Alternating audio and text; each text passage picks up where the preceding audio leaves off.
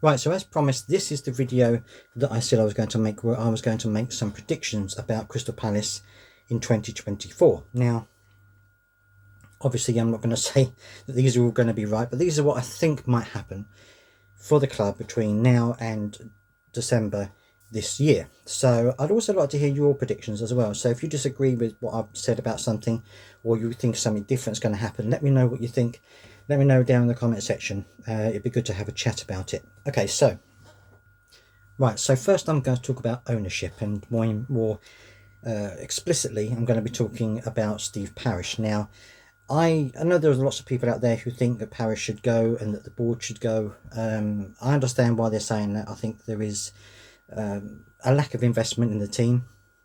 Obviously there is limited resources at the club, but I think there has been a lack of resources put into the team, and you know, in some things that have happened at the club, the buck stops with the board. I understand that, but I don't think Steve Parish is going to go anywhere this year. I think he's going to stay. He's got the new stand that's being built this year, hopefully this year. I'm going to talk about that a bit later, but I think he's got things that he wants to do, and hopefully the following year, this year coming, will be the start of something that will move us forward. Now, I know we've said the same thing when Patrick Vieira came in, and we did move forward a little bit, but now we seem to have moved back a bit. So I think that I'm hoping that 2024 will bring new experiences, maybe new players, and also perhaps a new intensity to the club itself. But I don't think Steve Parish is going to go anywhere. John Textor, perhaps, don't know necessarily about that, but I think maybe if something comes along, he may decide to leave. I know that a couple of other board members were talking about perhaps taking a stake in Chelsea, which would mean they'll have to leave Crystal Palace. I don't know if that's still going to go ahead, but they're obviously looking at alternatives as well, so we never know about them. But Steve Parish, I think, will stay around. Dougie Freedman, I think, will stay unless something better comes along. I think if Man United do come calling, I reckon he may well decide to leave, but that's just my opinion. Okay, so now on to the manager situation, and I think Steve Parish has a lot of respect and a lot of loyalty in Roy Hodgson. I think that he also wants to keep him there because he knows that he's not going to be too demanding. I mean, yes, he wants new players, but he knows the situation at Crystal Palace, and he's not necessarily going to be, you know, forcing the Steve Parish's hand or the board's hand or anyone else. He's just going to go with the flow, and I think that's what Steve Parish wants at the moment, because obviously they want to make sure the stand is going to get built and there's funding for that, and they know that if they bring in a new manager, there's not necessarily going to be any funding for them to invest in the team, and that's what a lot of managers who come into a team want, especially in the Premier League. They're going to know how much money they're going to have to spend, and I don't think that's necessarily going to be available right now. So I think that's why they've put so much faith in Roy Hodgson, because he believes that he can keep us in the Premier League one more season, and then hopefully by then we'll have some cash around to rebuild the squad a bit more and offer something to a new manager. Now, that doesn't necessarily mean that he won't get sacked. I think if results continue to be subpar like they have been recently, I think there is a strong possibility that he'll get sacked before the end of the season. Who will come in, I don't know. My bet's probably on someone like Steve Cooper, but you know, that depends on what happens with the other clubs going around at the moment. But Steve Cooper seems to be the likely one for me, I think. But you know, there's no reason, I don't think, why Roy Hodgson can't be sacked if things do just keep going badly, because at the end of the day, he's got to survive. He's got to keep the club in the Premier League, and if that means he has to get rid of Roy, then that's what they're going to have to do. But I do think he's probably put more faith in Roy than he would have done in another manager. But I do think that barring anything serious happening, I think Roy will still be the manager at the end of the season. Okay, now on to the ground, and I think that the stand will start to be built this year. Whether it will be happening in the summer period or somewhere around that, I don't know, but I think it will start to be built in the summer, I reckon. That's my personal opinion. It has been delayed, obviously, and I'm sure that there are lots of other delays or setbacks going to happen before the actual stand is completed, but I think they will start work on it this summer. And in terms of future investment, like in the club and in the team, I just don't see any further investment coming in. I don't think that any other investor is going to come into Crystal Palace at this moment in time.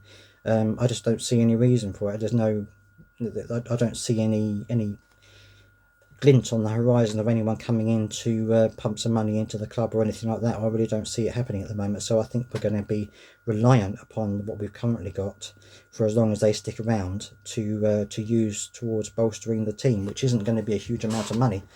But that's the I think that's the only way we're going to have to do it. We're going to have to rely on free transfers and loans and things like that to get us out of problems in the Premier League, and also to move us forward. But let me know what you think about that as well. Okay, so on to transfers, and this is obviously a very difficult one because you can't predict who's going to be coming in or who's going to be going. But I have a feeling, should we say, I have an idea of who I think will go. In terms of coming in, I think that's going to be very difficult. It all depends on what people are asking for players and who's available and who wants to come to the club. There's basically been quite a few players linked with Crystal Palace. There always is, and they're always linked to also West Ham, Newcastle, and various other clubs. So I wouldn't put any stall by anything that you hear on the media, unless of course it's from Fabrizio Romano, who seems to have his finger on the pulse anyway. But I think in terms of players going out in the January transfer window, I don't think there will be. We've heard that Elise has a release clause, but that's not going to be triggered until the summer. So I don't think he's going to go anywhere in January. I can't see any of the other players going in January. In terms of coming in, I think there's going to be a couple of loan players. I think that it won't be a huge number. I think maybe 2 or 3. But I think that's probably what's going to happen. We'll get a couple of loan players in. Hopefully they'll be good enough to get us out of the situation we're in the Premier League right now, and then we'll be able to spend some money in the summer with a new manager. Let's keep our fingers crossed for that anyway. But I don't think anyone's going to leave in the January transfer window. The summer could be a very different kettle of fish. Obviously, as I said just now, Elise's release clause is activated in the summer, and I really do think that someone's going to be pushing hard to get him in the summer. I don't know, Manchester United or Arsenal or Chelsea or whoever it might be, but I think they're really going to start pushing for him. He's had a great season again while he's been fit. I know he isn't fit at the moment, but I think that when he has been fit this season, he's had very good games, and I think that if he continues on that run of form and he continues to stay fit, then I have no doubt that there's going to be big clubs coming in for him, and I reckon he may well go in the summer. I also think perhaps Guéhi might go in the summer, and I know this is I can't base this on anything that I've heard or anything like that. I just have a feeling that if a big club comes calling, such as Chelsea or something like that, in the summer, that he might well decide to leave. Anderson and Eze and players like that, I don't think they're going to go. I think they will stay at the club. My worry is Elise and Guéhi. I think those two are perhaps more than anyone else. My feeling anyway, that they're more likely to be going rather than anyone else in the team. But we'll have to wait and see on that. But I think that's going to be in the summer. In terms of getting players in the summer, well, I guess it depends on what manager we get, who they want to get in. But I think if we are going to have a new manager in the summer, they've got to spend money, because a manager's going to want to strengthen the squad. I know we have a decent squad already, but it's a very thin squad, and I think that we need to have competition for places. We need to have backups in place. A new manager is going to want to rotate to some extent. Otherwise, we're going to find ourselves in the same situation we're in this season. So I think that we are going to be getting a few players in. I think we definitely need a right back. That's almost certain. Joel Ward, I think. I said when he got injured that he might well have played his last game for Crystal Palace, and that might well be the case. Nathaniel Klein, he's better in my eyes at the moment than Joel Ward, but he's still getting old, and I don't think he's going to have many more seasons in the Premier League. So we do need a right back. I think we need another midfielder, because we have to wait and see. Obviously, Doucouré comes fit in the summer, but if he doesn't, we're going to need to have someone in there. And we need a striker, a prolific striker. Mateta and Edouard have chipped in with goals this season, but we need someone who's going to score on a regular basis.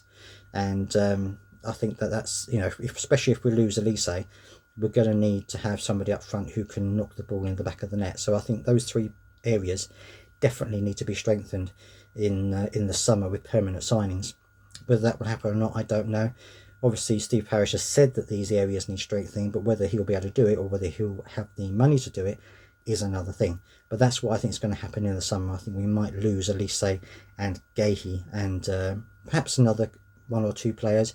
Again, it depends on who the manager is. If a manager comes in that they really like, they may decide to stick it out. But they may also decide that actually this is just one season too many, and that, you know, these big clubs aren't going to come calling for forever. Maybe they'll decide to jump ship and go somewhere else. I hope they don't, but that is a possibility, especially if big investment isn't put into the club. So that's the main points of my predictions for 2024 for Crystal Palace. And it'll be interesting. You're going to have to remind me to check back on this in January 2025, because I probably would have forgotten all about this video by then. And so hopefully, you know, if the channel is still here in 2025, then remind me that that this is going to be I've done this video so I can look back and see all my predictions go completely out the window, because I'm terrible at predicting things. I mean, you know, the score lines at Crystal Palace games, I'm terrible at predicting them, but I think I'm slightly biased in some ways. I kind of always think and hope that we're going to win when actually we don't. But anyway, enough about that. That's my predictions for 2024. Let me know if you've got any different predictions down in the comments section. If you're listening to this as a podcast, send me your predictions for 2024 to palacetothecore@gmail.com. That's palacetothecore@gmail.com, and I will read them out on another episode in the future. Thank you for joining me, and I will see you next time.